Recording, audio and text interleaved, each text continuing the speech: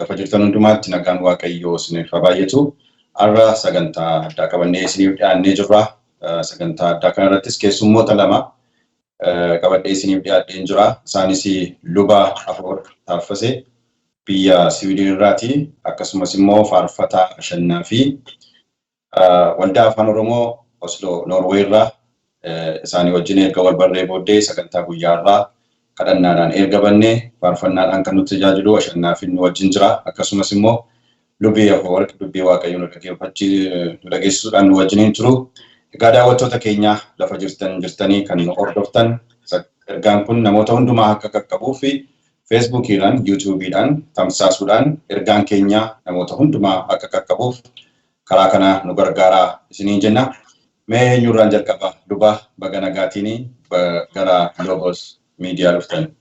Baga nagaadhaan nu eddanii baay'ee galatooma. Akkasumas Ashannaa fi baga nagaan dhufte. Baga nagaadhaan nu eegdanii baay'ee galatoomii Roobeera. Gooftaan lafa jirtanitti hunduma keessan haa eebbisu. Egaa Waaqayyoo yeroo gaarii yeroo dinqisiisaa akka nuuf kennu guddaatanii amanaa. Gara sagantaa keenya guyyaa irraatti utuu hin cehin dura mee mataa keenya qabanne. Anis immoo isin wajjiniin kan turu Roobeeraa Hofgaatii mataa keenya gadi qabannee Waaqayyoon wajjiniin kadhannee sana booda Ashannaafiin gitaara isaa fudhatee Waaqayyoon nu waaqeffachiisa. Akkasittiin toora sagantaa keenyaa itti fufna. Mee mataa keenya gadi qabannee yeroo kana Waaqayyootti ilaalla. Araaraaf jaalalaan kan guutee yaa Waaqayyoo abbaa keenyaa guddaa si dinqisiifannaa, guddaa si galateeffannaa. Yaa Waaqayyo yeroo dinqisiisaa akkasii waan nu laatteef maqaa Gooftaa Yesuus Kiristoosiin galanni fi ulfinni guddaan siif haa ta'u. Akkasitti fuula kee irratti dhiyaannee yaa Waaqayyo biyya fagoorraa lafa fagoorraa walitti nu qabdee ulfina maqaa keetii isa jiraataa akka waammannu akka waaqeffannuuf carraa kana nuuf laatte maqaa Gooftaa Yesuus Kiristoosiin ammas dabalee galanni siif haa ta'u. Yeroo qilleensa kanarratti qabaannu hundumaatti ati nu wajjiniin ta'ii yeroo afaa keenya hundumaa irrattis immoo ulfaadhu siin jennee qalbii keenyaaf jireenya keenyaaf hafuura keenya hundumaa dabarsinee sitti laannaa. Obboleessa keenya faarfannaadhaan nu waaqeffachiisu luba keenya dubbii Waaqayyoo qabatanii nuuf dhiyaatan maqaa Gooftaa Yesuus Kiristoosiin eebbisuun jaalala kee nuuf haa ta'u. Gurri isaaniif jireenya isaanii iddoo adda addaa ta'anii sagalee kana kan dhaggeeffatan maqaa Yesuus Kiristoosiin ati isaan eebbisi. Amma dhuma sagantaa keenyaatti nu geggeessisiin jenna. Ameen. Ameen. Egaa sagantaa kana Ashannaafi fi Hafuura Qulqullaaf dabarseen kennaa. Ashannaafi faarfannaadhaan Waaqayyoon waaqeffachiistee sana booddee erga fixxee lubi immoo dubbii Waaqayyoo dhageessisu. Egaa yeroon kun kan keeti. Miidiyaan keenya akkasittiin waa'ee Gooftaadhaa fudhatee gara saba keenyaatti dabarsuudhaa fi yeroo akkas namoonni keenya jajjabaatanii ka'an baay'ee namatti tola. Waaqayyoon illee hin galateeffanna. Waa'ee kanaaf illee Waaqayyoon hin galateeffanna. Maqaan isaa kan eebbifame haa ta'u.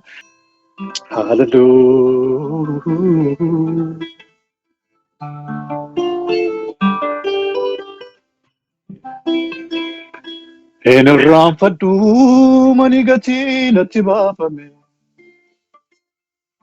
Aarsaan dhiiga kee waa'ee kootiif lolaafame. Yoomnumee faarfatame. Hin irraanfadhu mani gatii natti baafame. Lolaan dhiiga kee waa'ee kootiif lolaafame. Yoomnumee faarfatame. Hin irraanfadhu mani gatii natti baafame. Aarsaan dhiiga kee waa'ee kootiif lolaafame. Yoomnumee faarfatame. Hin irraanfadhu mani gatii natti baafame. Lolaan dhiiga kee waa'ee kootiif lolaafame.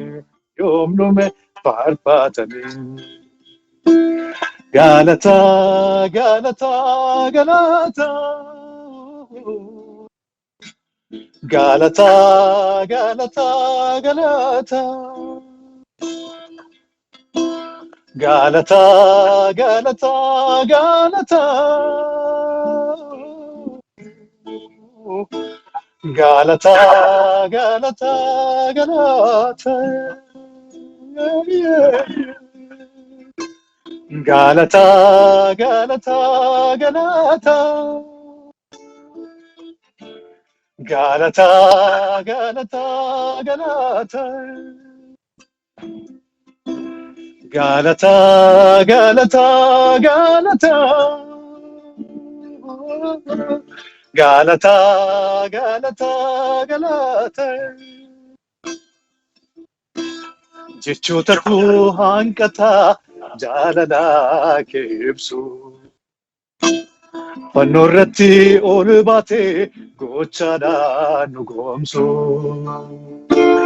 Dhiigni kee lolaahee qaraanioo gubbaa. Wabii koo naaf ta'e bara koo hundumaa. Jechoota koo hanqataa jaalala kee ibsu. Fannoo irratti ol baatee gochaadhaan nu goomsu. Dhiigni kee lolaahee qaraanioo gubbaa. Wabii koo naaf ta'e bara koo hundumaa. Akkamiin kaasetanii isa kamiin isaa. Baroota koo hundumaa oolmaa keen weeddisaa. Yesuus koo akkamiin kaasetanii isa kamiin isaree. Baroota koo hundumaa gocha keen leellisaa. Akkamiin kaasetanii isa kamiin isaa. Waa'ee kee kanaa baroota koo hundumaa oolmaa keen weeddisaa.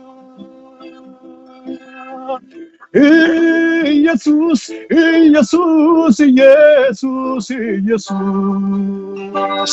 Jaalataa dhugaa gooftaa garraamii. Ati anaaf waaqeffamii. Waatiin jenna addaan lafa dhoofne. Galataa isaaf laannaa jilbaanis taa'imne. Qubaatiin jenna addaan lafa dhoofne. Galataa isaaf laannaa jilbaanis taa'imne. Yesuus, Yesuus, Yesuus, Yesuus. Jaalataa dhugaa gooftaa garraamii. Ati anaaf weeddifamii, weeddifamii, weeddifamii. Yesuus, Yesuus, Yesuus, Yesuus. Jaalataa dhugaa gooftaa garraamii. Ati anaaf kabajamii, kabajamii, kabajamii. Yesuus, Yesuus, Yesuus, Yesuus. Jaalataa dhugaa gooftaa garraamii. Ati anaaf olol jedhi kaa, olol jedhi, olol jedhi. Hin irraanfadhu mani gatii natti baafame. Aarsaan dhiiga kee waa'ee kootiif lolaafame. Yoom yoome faanfatame. Hin irraanfadhu mani gatii natti baafame. Lolaan dhiiga kee waa'ee kootiif lolaafame. Yoom yoome faanfatame. Araara kee kanaaf galataa, galataa, galataa. dhiiga keenaaf lola'eef galata galata galata yakka koonaaf beef galata galata galata godoo koo tolseenu keef galata galata galata jaalala kee kanaaf galata galata galata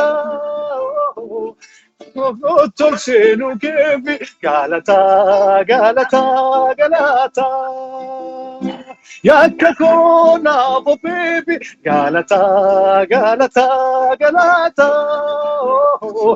mana koo tolseenu keef abba galata galata galata hallelujah hallelujah hallelujah oh, hallelujah hallelujah hallelujah hallelujah qooda koo sileellisuu dhiisee maandudda seettee gataa qaawwa koo borduuchituuf jedhee garaan namaa taare olmaa kee golgootaa yaadatee garaan koo no'eemanii cabsee burqaanee galaata koo waaqa koo cabseeni dhangalaase galata garaa koo haa ga'uu naaf haa ga'uu teessoo kee haa marsuu yaa'ee jajjannaan koo galata deemiin koo waaqa koo cabseeni dhangalaase galata garaa koo haa ga'uu naaf haa ga'uu teessoo kee haa marsuu yaa'ee jajjannaan koo galata deemiin koo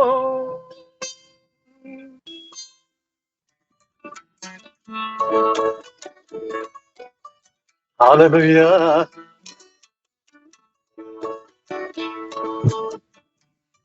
haati mucaa deessee indagaatti ta'a nuffitee dhalashee innowwaatti hoo'a haati mucaa deessee indagaatti ta'a nuffitee dhalashee innowwaatti hoo'a angaruu waaqni kee sinsinni hin beeku barruu koorra jirtaa siif galeera kaaku angaruu waaqni kee sinsinni hin beeku barruu koorra jirtaa siif galeera kaaku yammuuti naan jettutu garaa koo na raasa jaalallat naaf qabdu hundaan madaalamee dhibeetti ilmaamne isaa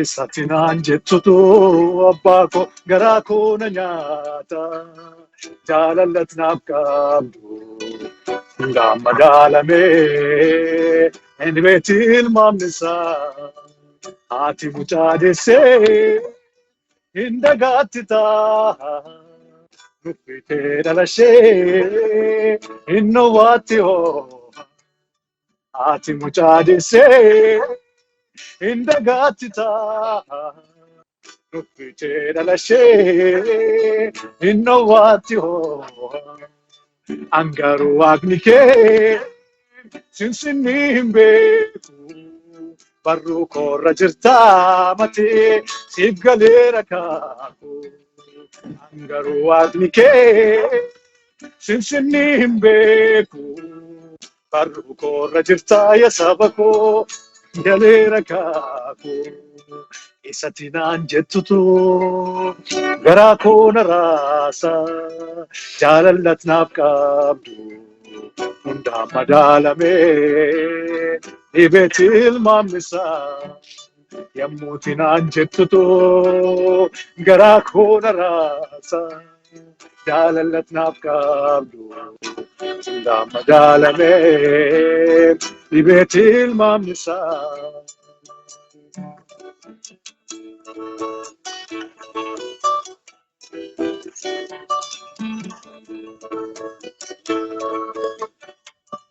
Amartii quba koo taatee keewwatamte homtinuu sin tuqu hammam yoo hiixate haroon koo si tiksaa yemmuu baatee galtu jaalallan siif qabus guutuun saan irratu. Amartii quba koo taatee keewwatamte homtinuu sin tuqu hammam yoo hiixate haroon koo si tiksaa yemmuu baatee galtu jaalallan siif qabus guutuun saan irratu. Haati mucaa deessee hin dagatti ta'a. Dubbi kee dhalashee hin dhowwaatti hoo angaruu waaqni kee tunjinni hin beeku koorra jirtaa siif galee rakaatu isatti naan jettutu garaa koo na raasa jaalallat naaf qabdu hundaan madaalame dhibeeti ilmaamnisaa.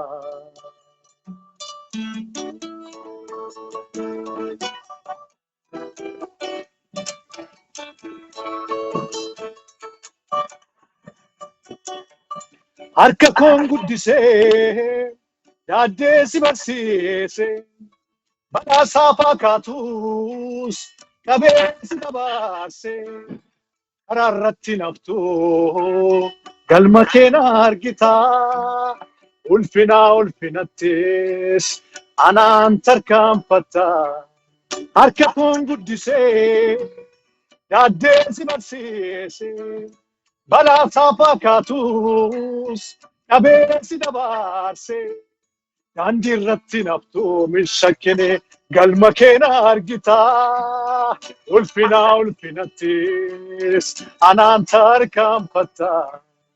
Yeshuruun siin jedhee ansi foodheera si gargaaruudhaafis waadaa siif galeera. Israa'el siin jedhee ansi foodheera si gargaaruudhaafis kakuu siif galeera. Lafa kee dheebotee jiidha kootti roobse ansi agarsiisa mulqituu kee yaase. Lafa kee dheebotee jiidha kootti roobse ansi agarsiisa mulqituu kee yaase.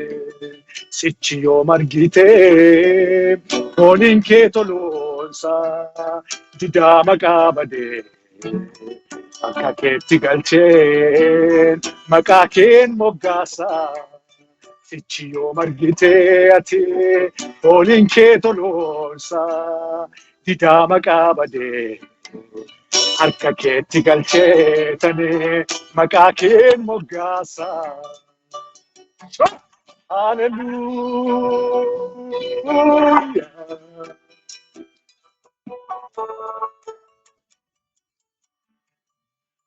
Bu'uura jireenya koo dubbii jabaa naannoo koo waaqayyoo koo diinagdee jireenya koo dubbii jabaa naannoo koo waaqayyoo koo bu'uura jireenya koo dubbii jabaa naannoo koo waaqayyoo koo diinagdee jireenya koo timat dubbii jabaa naannoo koo waaqayyoo koo kattaa koosiniin keessaa bulaa.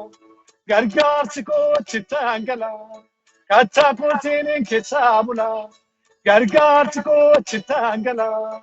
Abdiin jiraame abdiin jira gooftaa bira. Abdiin jiraame abdiin jira Yesuus bira hin shakkin kattaa koo seeneen keessaa bulaa gargaarsi kootti taangalaa kattaa koo seeneen keessaa bulaa malee gargaarsi kootti taangalaa abdiin jira abdiin jira abdiin jira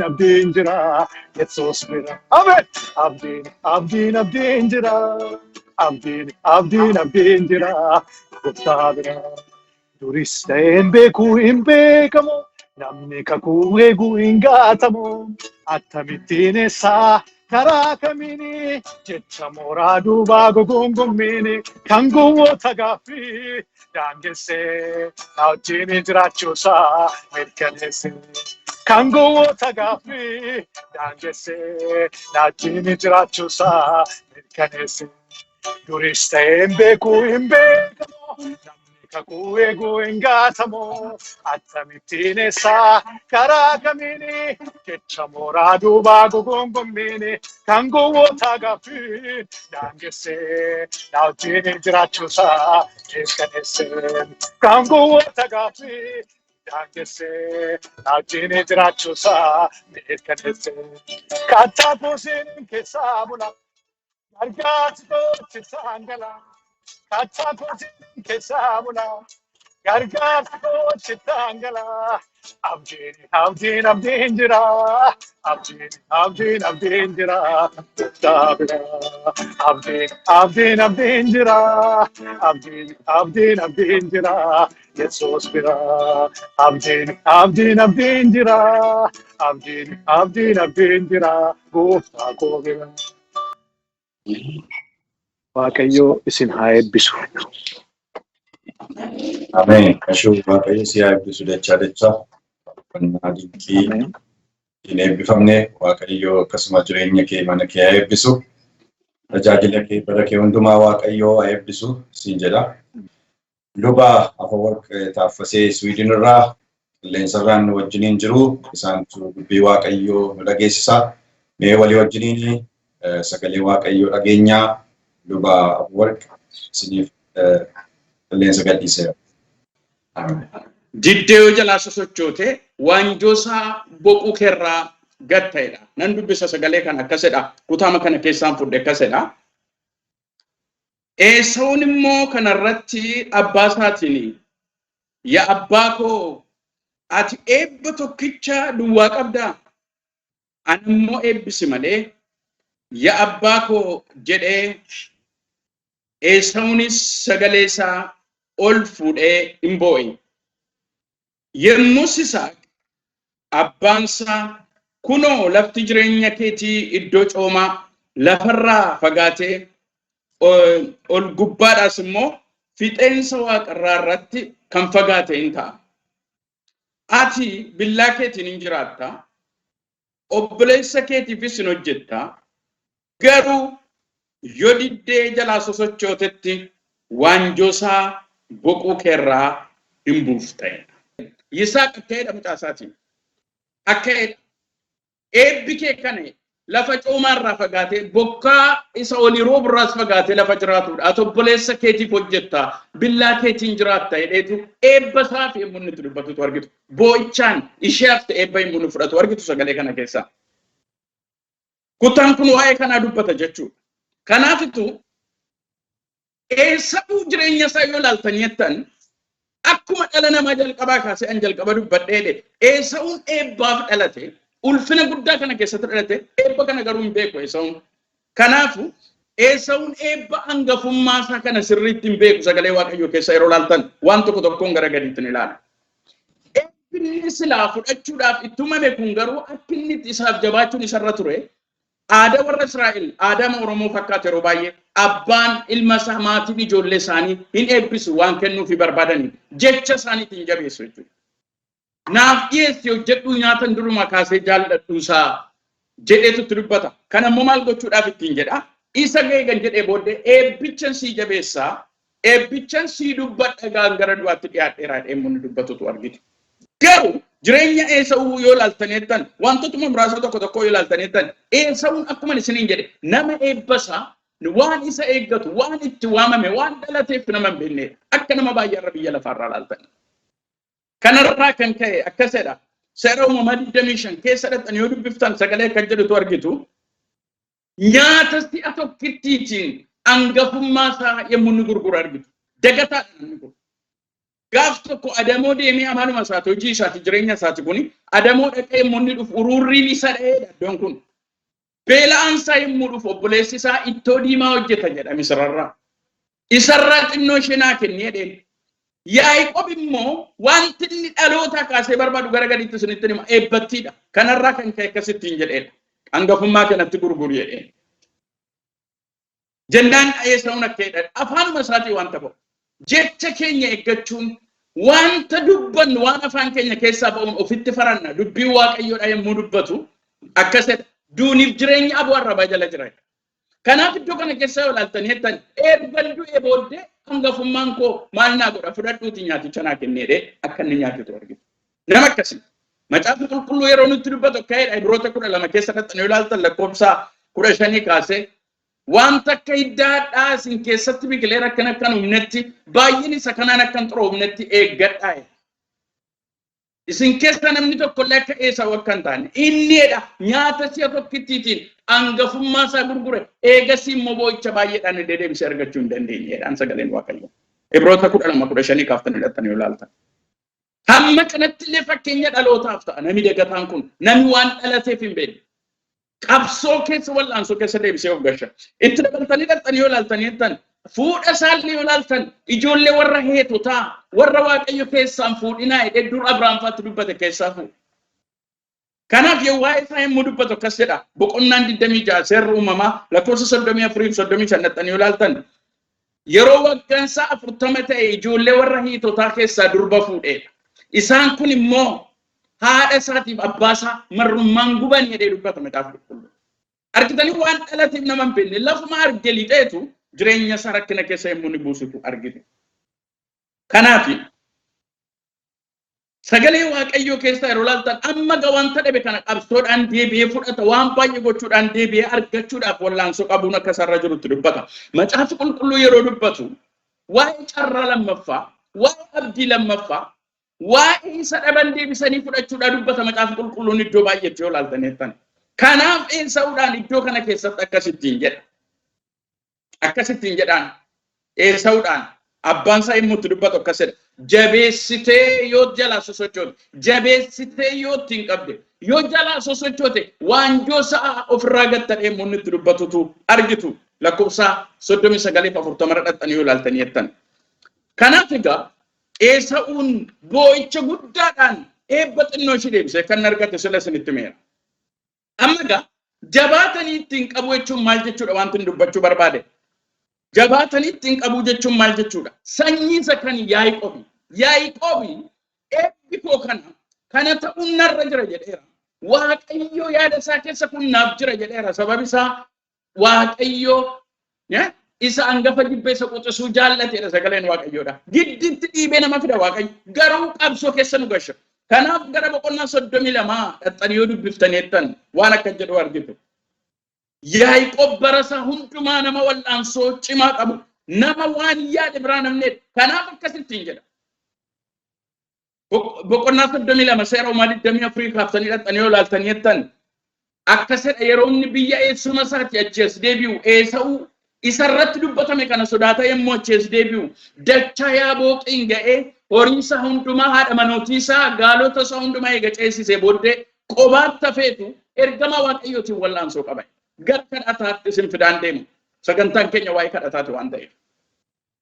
Kanaaf wal'aansoo ittiin qabe halkan jedha ergamaan Waaqayyoo wal'aansoo ittiin qaba. Ittiin qaba ganna dhiisedhaa na eebbiftu malee gas hin dhiisu. Eebbatti irra jira ijisa. Ammallee waan tokkoon isinitti eebba Waaqayyo ulfina Waaqayyo jecha Waaqayyootiin ittiin waamerraa ija keenya hin buqqifan. Waaqayyo kana barbaada bara kana. Akka sabaatti akka dhuunfaatti akka maatiitti wanti gochuun nuuf ta'u eeyyee Waaqayyo jedheera. Wanta Waaqayyo jedhe garuu biyya lafaa kanarraa fayyina keenya isa barabaraarraan ala isa biyya lafaa kanarratti wal'aansoodhaan fudhanna. Isa sana Yesuus Kiristoos xumureera. Sababa dhiiga Kiristoos dhanneetti galla. garuu isa as biyya lafaa kanarratti kan dinagdee haa ta'u kan hawaasummaa haa ta'u kan kamiyyuu haa ta'u wal'aansoo keenyaan arganna. Isa dinagdeedhaa hojjetanii argatu, isa beekumsaa baratanii argatu, isa waaqayyo harkaa dhufu kadhataan argatu waan baay'eesaa.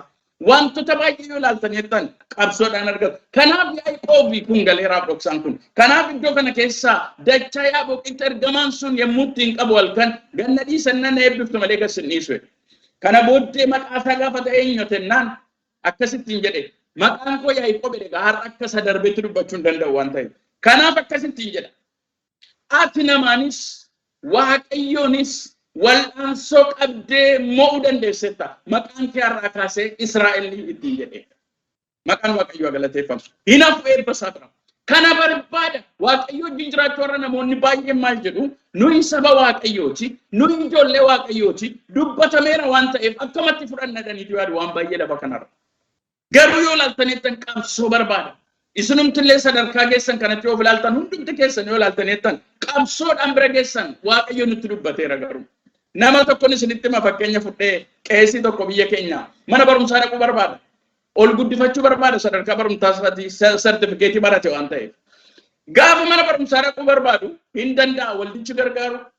Garuu namni kun mana barumsaa kana dhaquudhaaf walgahii ta'anii murteessu turre ture. Namoonni akka inni mana barumsaa inni barbaadan immoo turaniiru. Kanaaf namni kun barreessaa walgahii sanaati. Kanaaf walgahicha keessaa egaa waa'ee kee dubbanna waan ta'eef gadi baay'inaan hin ba'u. Sababni isaa yoo inni gadi ba'e akka isaan irratti murteessa beeka waan ta'eef. Jennaan gadi hin ba'u maali jennaan inumantaa walgahii kana keessan jira waan ta'eef egaa ishin barreessanii dhaqeechi taa'ennaan sa'unan taa'aa jedheetu gaafa waa'ee abalu mana barumsaa dhaquu warri jettan harka keessan ol fuudhaa jedhan inni immoo ol ka'ee dhaabatee takka jedheetu eenyufaa tolnaa qabee eenyufaa tolnaa hin qabne jedhee ilaala. Maal jechuu kooti hin dandeessi waldaan waan ta'eef waan sobaa hojjetaan jiru amma itti dabalee kan biraayyuu barateera waaqayyoof galatu gaafa sana iyyuma isaa sodaataniitu kennadi maal jechuu kooti karaa hundumaa qabsaa'e namni kun mana barumsaa sadhaquudhaaf isiniin jechuu kooti. Kanaaf Yaaqoob yoo ilaaltanittan namoonni biroonis yoo ilaaltanittan jireenyi isaanii kan eebbifame isa waaqayyo jedhe kan ta'an warri dibataan warri dinagdeedhaan warri kamiyyuu bifa kamiyyuu kan isaan iddoo sana ga'an wal'aansoodhaan akka inni ta'e isinitti muudhaa fedheen. Garagaliitu waa'ee kadhataa duwwaadha kanan dubbadhu. Garuu iddoo kana keessa ilaaltan namaanis waaqayyoonis wal'aansoo qabdee maal gochuu dandeessettadha? Mo'uu dandeessetta. Kiristiyaanni kana irraanfatee gaafa jedhe kiristiyaanni kana dagatee gaafa jedhe waan alleef mo'ama sadarkaa yaadamiin gajjallaatti jiraate biyya lafaa kanarraa darba isiniin jechuudha fedheen. Kanaaf Yaaqoobiin yoo ilaaltanittan carraa argate hundumaaf kanaaf qabsaa. Kanaaf gaafa obboleessi isaa beela'ee dhufu tokkichuma afaanii ba'uun akka jedhe. Nyaata keessa hojjetaa turraa naannaan hangafummaa kanatti gurguriye. Ilaalaan mammatti kan inni qabsaa'uuf godha. Takka turee dhaxxanii yoo ilaaltanittan boqonnaa 25 gara 37 dhaxxanii yommuu ilaaltanettanis waan akkasiitu dubbata sagalee waaqayyoo keessa yeroo ilaaltanettan dhiifama naa godha boqonnaa 25 lakkoofsa 21 kaasee immoo ilaaltan duruu gadameessaa kaasee wal'aansonni jalqabeessa lakkoofsa 21 kaaftanii gaafa dubbiftan wal'aansoo keessatti haati isaanii rakkatti turte achi keessatti kan rakkina uumu eenyudha beektu Yaaqoob achiis.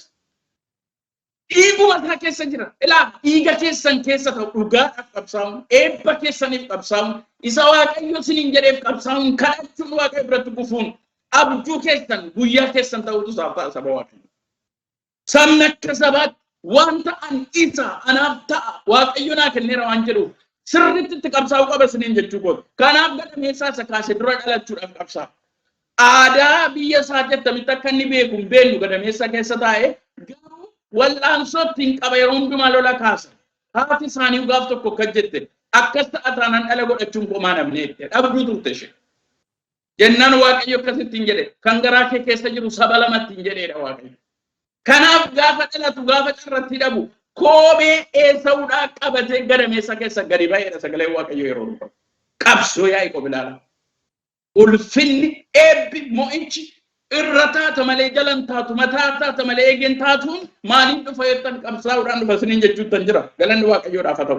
Addumaan har'a waa'ee kadhataa irratti akkasiin xiyyeeffattan barbaadeen itti dabaltanii dhaxxanii yoo ilaaltan jettan isa sadaffaa karaa dogoggoraa yoo ta'e iyyuu nama yaala waan hundumaa karaa dogoggoraa yoo ta'e rakkina keessa yoo buuseyyuu amma immoo rifeensa reettiidhaa uffate rifeensa reettiidhaa uffateetu uffata obboleessa isaatii uffateetu yemmuu inni maqaa isaa geeddaree abbaa isaa bira dhaqutu argitu sagalee waaqayyoo keessa yeroo laaltan hamma dhumaatti irratti qabsaa'e dhoksa hammanaa kana jala deebi'ee irra galagaluudhaaf kan abbaan isaa ittiin jedhu Esaawudhaan maal yoo ta'an jabaattee wal'aansoo yoo ittiin qabde jedha. Bu'aan obboleessa keetti kan ofirraa gatta isa isaaf hojjechuutti laatamte kan isa wal'aansoo keessa galte kan ofirraa gatte mun ittiin jedhutu argite. Kanaaf mee waaqayyo yeroo nu uume siniin jechuufan jedha gaamman waa'ee isaanii duwwaa dubbadhee dhaabuudhaaf miti.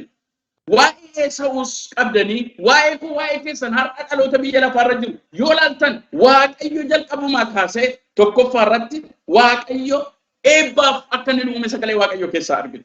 Ati kan uumamte isin kan uumamtan eebbaaf garuu wanti eebba kana haguuge wanti eebba kana qabu wanti isa waaqayyo jedhe sana akka hin taaneen wal'aansoon hin qabu jira malee waaqayyo eebbaaf akka inni nu uume. Deebisee yeroo nu waames eebba kanaaf akka inni nu waame sagalee waaqayyoodhaa dubbata. Kanaafituu akkasidha ijoollota ergataa ilmaan ergataatanii dhaaltota isinidha macaafa qulqulluu yeroo dubbatu. Roomee keessa dhaqanii gaafa laaltan. Seera keessa deebii keessa ammoo irra malee jala mataa malee eegin taatuudha. Al tokko gaaffii nuti ta'a yeroo baay'ee gaaffii koo guddaadha kun maaliif jedheetan waaqayyo ka'edha irra malee jalan taatu mataa malee eegin taatu liqeessitan liqeeffattu. Yeroo gabaabaadhaaf namni rakkachuu danda'a naman garuu namni bara hundumaa gidiraa kana keessa kan jiraatu akeeka waaqayyoo namni akka qabsaa'uun isaaf ta'u yoo qabsaa'u ofirraa gata sireen jechuu fedheen. Inni lammaffaa biyya lafaa kanarra seexanatu jira. Seexanni eebba waaqayyo nuun jedhe ulfina waaqayyo bira nuun jedhe dibata waaqayyo bira nuun jedhe bira akka nuun geenyeef wal'aansoo seexanni jalqabaa kaasee gowwoomsaadhaan dadhabsiisuudhaan karaa adda addaatiin jireenya namaa irratti fidu baay'eedha. Sagalee waaqayyoo keessaa waan baay'ee ilaaluu dandeenya. Seeruma uumamaa boqonnaa 3 kaasee seexanni yeroo nama gowwoomsu isa waaqayyo jedhe jallisuudhaan akka waaqayyoo taatu jechuudhaan ulfina waaqayyoo keessaa nama darbata. Kanaaf Phaawulos yemmuu dubbatu keedha akeeki seexanaa maal akka ta'e waan beeknuuf seexanni akka nu dogoggorsineef of eegganna yookaan kana goona. Isa lammaffaa Qorontos 2:11 irratti ilaaltan. Macaafa qulqulluu waa'ee isaa yemmuu dubbatu keedha Yohaannis 10:10 irraa hattichi balleessuuf gorra'uuf isin dhufa. Ani garuu jireenya irraa hafaas akkasiin qabaattaniif an dhufe. Kanaaf nu waami Yesuus Kiristoos. Maqaan isaa bara baraan galateeffamu. Garuu attamitti itti baana isa jedhutan isin adeemsisaa jira. Sadaffaa irratti yoo ilaaltaneettan sagaleen waaqayyoo wal'aansoo keessa akka nuyi jirru biyya lafaa kanarraa nutti dubbata. Sababa kiristiyaana taaneef wal'aansoon hin hafan jedhu macaafa qulqulluu. Sababa kiristiyaanota tajaajiltoota taaneef wanti wal'aansoo nu qabu wanti yeroo hundumaa nutti ulfaatu hin jiru jedhu macaafa qulqulluun wal'aansoo keessa akka nuyi jirru dubbata. Kanaaf yeroo dubbatu yoo akkasii jedha Saduraa Phexros 1:10 irraa sagaleen waaqayyo yemmuu dubbatu waamamuuf fo'amuu keessan jabeeffachuudhaaf isa durii caalaa dhimmaa kadhatatti dhimmaa jechuudha. Dubbii waaqayyootiin geggeeffamutti dhimmaa jechuudha. Hojjechuutti dhimmaa barachuutti dhimmaa karaa barbaachisu wal'aansootti qabuutti dhimmaa jedhee dubbachuu isaati sagaleen waaqayyo. Maqaan waaqayyoo bara baraan galateeffamu. Keessumaa Efesooniin dhaxxanii yoo dubbiftan Efesoon boqonnaa 6 keessa dhaxxanii gaafa dubbiftan immoo biyya lafaa kanarra gaafa jiraannu nuyi namoota foon yoo ta'an iyyuu namoota fooniitiin wal'aansoo wal qabna miti. Humnoota hamoo qilleensa kanarra deddeebi'an isaaniin wal'aansoo wal qabna. Kanaafitu dubbii waaqayyoo amantii akka gaachanaatti kadhata jedhee munni dubbatutu argina sagalee waaqayyoo keessaa. Kana yoo gootan hin kuuftan kana yoo gootan xiyya hamaa sanaa dhaamsuu dandeessu. Wal'aansoo keessa jirra jechuudha biyya lafaa kanarraa. Isaa inni Isaaq Esaawutti dubbatu jabaattee yoo ittiin qabde waanjoo isaa ofirraa gattan baraka kumoofaas yoo ta'e kaan isaa lolaan yoo mo'atan iyyuu baay'een isaa yoo laaltan jettan waaqayyoon dhaga'u waaqayyoon kadhachuudhaaf waaqayyo dura turuudhaan mo'ama turu. Saadraaq Misaaq Abdinaagooniin Daani'eeliin faa yoo fudhattan Yoosef faa yoo fudhattan hin wacan nama lolan nama rukutan tun taa'in gab jedhanii inni waaqayyo na barbaade kana haalli waaqayyo keessatti na barbaade kana jechuudhaan eebba waaqayyo isa waaqayyo isaaniin jedhetti ba'an isiniin jechuudhaaf han jedhe maqaan waaqayyo bara baraan galateeffamu. Egaa nama wanti isiniin jechuu barbaadu maaliidha sagalee waaqayyo keessaa yoo ilaaltan maali wal'aansoon nuyi qabnu kun maal gochuutu nuuf ta'a isiniin jechuufan maqaan waaqayyo galateeffamu. Maal wal'aansoon kun naannoo keenya jira jechuudha yeroo hundaa. Kanaaf wanti gochuun nuuf ta'u Waaqayyotti dhiyaachuu, Waaqayyotti siquu, Waaqayyoon barbaadachuu, dubbii Waaqayyooti ofirraa loluu jechuudha. Maal jechuudha? Ofirraa urgufna jechuudha. Simbaan nutti hin jenna jechuudha kadhataan. Simbaan nutti hin jenna Waaqayyo akkasinaan hin jenna jechuudha. Phaawulos akkasidha. Akka nuuf hin jennee fi kan na waraanu qaama koo keessatti naaf kennameera. Nambaadha qaama koo keessatti. Kana Waaqayyo anarraa hafuudhuuf si'a sadii Waaqayyoon kadhadhe. Kadhata Phaawulos jechuun kadhata salphaa sanitti hin fakkaatin. Nan shakka daannoo galee kadhachuun sana. Soomaaf sagadan Waaqayyoon kadhachuun sana namni kan. Baachuun naaf hin ta'u fuudhina keessaa jedhe. Hin kadhata hamma Waaqayyo waatti hin jedhutti. Ilaa kana irratti baay'een isin jajjabeessuu barbaada. Hamma Waaqayyo dhiisi kun kan kee miti. Karaan kun kan kee miti. Eebbi kun kan kee miti. Ulfinni kun kan kee miti. Yoonni jedhe duwwaan dhiisa. Yoo asiin dadhabame asiin ayyaala malee dhiisu. Kanaaf Phaawulos akka jedhe si'a sadiin kadhadhe. Inni garuu akkasinaan jedhe. Ayyaanni koo si ga'a. Humni koo dadhabbiitti raawwatama. Maal jechuudha? Dhiisi waa'ee kana. Ameen. Yoo Waaqayyo kana jedhe duwwaatu jenna. Yoo Waaqayyo rakkina nu baachisu, dukkana nu baachisu, waan ulfina isaaf hin taane isin hin baachisu Waaqayyo dhagaa. Sagalee kana fudhadhaa jireenya keessanii. Waaqayyo waan inni isiniin iyyamin isin irraan kaa'in hin baatinaa. An yoo na dhukkube akkas, ijoollee koo yoo dhukkube akkas. Hin baadhuun jedha Waaqayyo. Narraan kaa'in fuudhi kana narraan jedhaan Waaqayyo. Sababi isaa Waaqayyo narraan keenya jedhee waan nama nu baadhe calluma dheenta. Kanaafitu eenyummaa keessan kana guugu, abdii keessan kana guugu, ulfina keessan kana guugu, dibata keessan kana guugu hin baadhu jechuudha. Kana innan jechuu barbaadu. Yoo jabaattee jalaa sosochoote, yoo hin baadhu jettee diddee ofirraa gattan. Maqaan Waaqayyoo bara baraan galateeffamu. Kanaafi Waaqayyoon ture yoo jettanii caliin jedhina. Seera uumamaa boqonnaa 15 keessa dhaqanii gaafa laaltan Abrahaam gaaf tokko aarsaa dhiyeessa. Guyyaan kun guyyaatti Waaqayyo Abrahaamichi walitti ba'udha. Garuu hin dadhaba galgal. Yommuu allaattonni raqaa dhufanii irra naanna'an akkas godha Abrahaam jedha. Ka'eetu irraa oofe. Dammaqaa isin jechuun barbaada. Ameen. Isin lallabii koo kana isin nama yaraa suuqa tokko keessatti waan maxinnoo tokkoon akka nama gatii hin qabnetti du'u miti. Nama Waaqayyo waan nama gatii guddaan isinitti ba'e, nama eebbi Waaqarraa gad isiniif dhiifame, nama seexanni isiniif mo'ame, nama eebba Waaqayyo dhaaluudhaaf waamameedha sabii Waaqayyo. Kanaaf isa Waaqayyoon iyyamin hin baadhuudha. Maqaan Waaqayyoo galateeffamu. Kanaaf tokkosedha. Wal'aansoo amantii isa gaarii sana jabeessi qabeedha Phaawulos Timootewosiin. Jireenya bara baraa harka kee keessa galfadhu. Kanaaf maal isin jechuudha? Dida, dhukkuba, jaalala Waaqayyootti ittaniin baatina. Rakkina jaalala Waaqayyootti ittaniin baatina. Yoo diddee ture karaansa kameedhaa Waaqayyoon gaafadhaa. Yoo diddee jalaa sosochoote jechuun anaaf har'a kanan isinitti dubbadhu. Maqaan Waaqayyoo eebbifamu. Lammaffaan immoo hamma isa Waaqayyo nuun jedhe taanuuf lafa Waaqayyo nuun jedhe geenyutti wal'aansoo qabu jechuudha nan jedhe. Isa Waaqayyo isiniin jedhe ta'uudhaaf ammallee waan ofirraa qabtan, ammallee waan gootan, ammallee akkatti kadhattan, ammallee akkatti Waaqayyoon barbaaddattan qabdu saba Waaqayyo. Sababi isaa lafa Waaqayyottiin isiniin ga'uuf jedhe nama Waaqayyo karaa keessan fayyisuu barbaade, dhaloota Waaqayyo karaa keessan eebbisuu barbaade, saba Waaqayyo isin taasisuu barbaadetu jira waan ta'eef Waaqayyo hamma sana godhutti isin hin dhiisu. Isinoo canjettanii waan hundumaaf hin jilbeenfatinaa. Haa ta'uu didee jettanii karaatti hin dhiisinaa. Namoota tokko yoo laaltan sagalee Waaqayyo keessaa akka isaan isiniin jedhe Yaaqoob wal'aansootti hin qabne wanti inni barbaadu. Asin eebba barbaade dura dhalachuu barbaade hin dide. Koomee qabatee bahu ishee amma immoo guyyaan hin dhufamini carraa argate hundumaan kanaaf qabsaa ture. Hamma isa jedhe ta'u kanatti hamma ergamaa Waaqayyo wal'aansoo qabutti hin dhiisu. Ameen. Maqaan Waaqayyo bara baraan galateeffamu. Kanaafitu seera uumamaa boqonnaa 32 sala kanan isinii fudhadheef kanaaf lakkoofsa 21 kaasee. Luqaas keessa dhaqanii yoo laaltan dubartii tokko argitu. Dubartii Yesuus Kiristoos waa'ee ishee fakkeenya fudhatu. Luqaas 18 lakkoofsa 1 kaaftanii dhaqanii yoo laaltan. Abbaa firdii jallaa faadhayyeessa tokko argitu iddoo sana. Iddoo kana keessatti gaafa laaltan Luqaas 18 tokko kaasee amma 8. Dubartiin kun maal gooti jedha? Itti deddeebiti. Anaaf isa dhimmi koo bira jiru gidduutti anaaf faradii jettee itti deddeebiti. Boris hin deebisaa isheen nu madhatti. Boris hin deebisaa isheen nu madhatti. Kun maal jechuudhaaf kadhata deddeebi'anii Waaqayyoon kadhatan saba Waaqayyoo. Kadhata deddeebi'anii hamma Waaqayyo Yerusaalemiin yaadatutti, hamma Waaqayyo ija wayinii ishee diimessutti, hamma Waaqayyo ba'aa ishee irraa gatutti jedhanii Waaqayyoon kadhachuudha. Amma inni narraa gatutti jedhanii Waaqayyoon kadhachuudha. Dhimmi irratti kadhannu dhimma kootannee dhimma Waaqayyoon kadhannu ta'utu isaaf ta'a.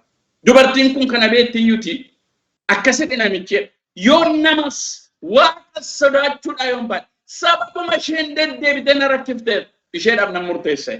Ameen. Akkasidha Waaqayyo gaafatu. Sababa nuuffe sababa sin rakkiftamin.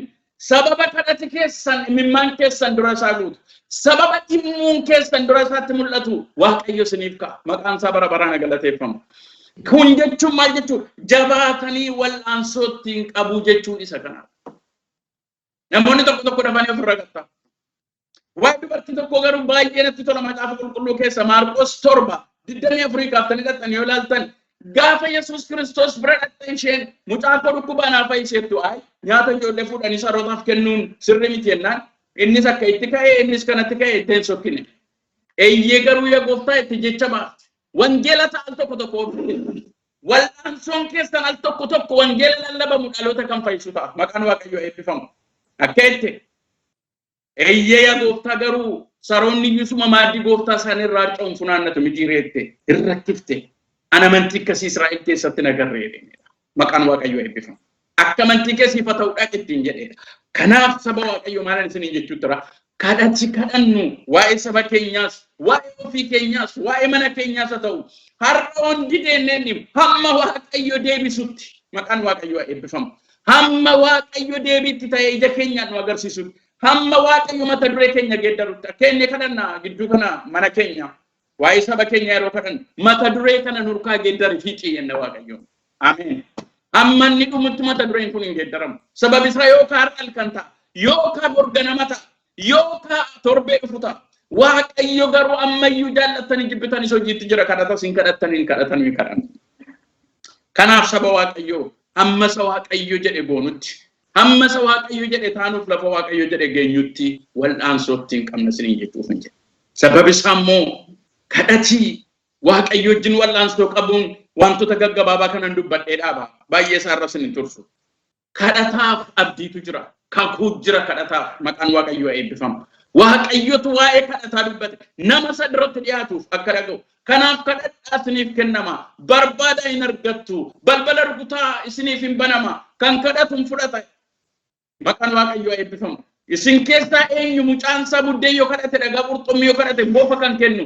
Isin namoota taatanii ijoollee keessanii gaarii kennu eega beektanii kan Waaqa abbaan keessaan amma isa kadhataniif hammam caalchisee hafuura qulqulluu yookaan waan gaarii haa kennu.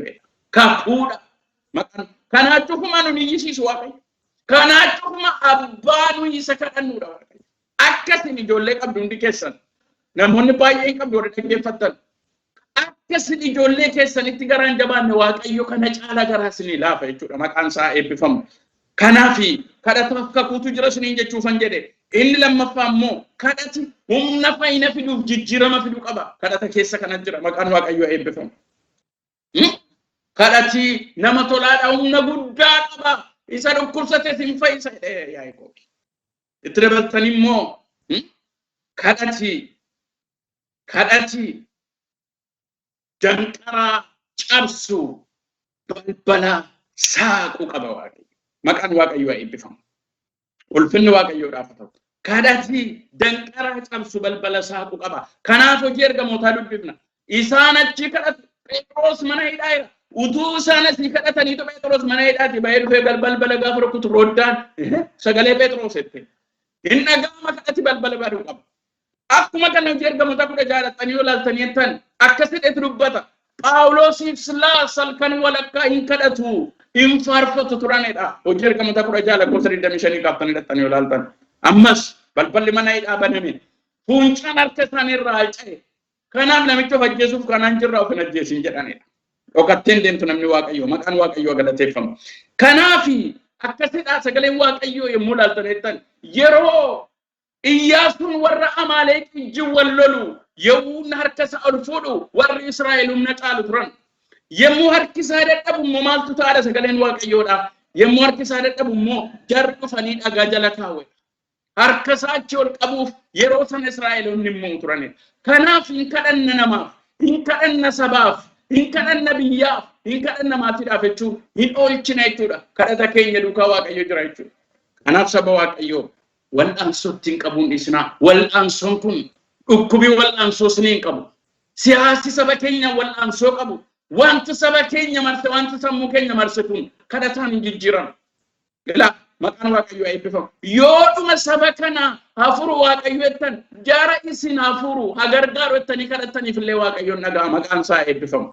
Hin dhagaa wal'aansoo saba kanaatiif du'attuuf kenne wal'aansoo sana keessa jiru miidhaa baay'een utuu isaan irra hin ga'in utuu isaanis namarraan hin ga'in Waaqayyoo isa sabni kun dhugaatti ana kun Waaqayyo kana godhe na uume Waaqayyotu lafa kana naa kenne dheessa sabi kun falmatu Waaqayyoon gargaara.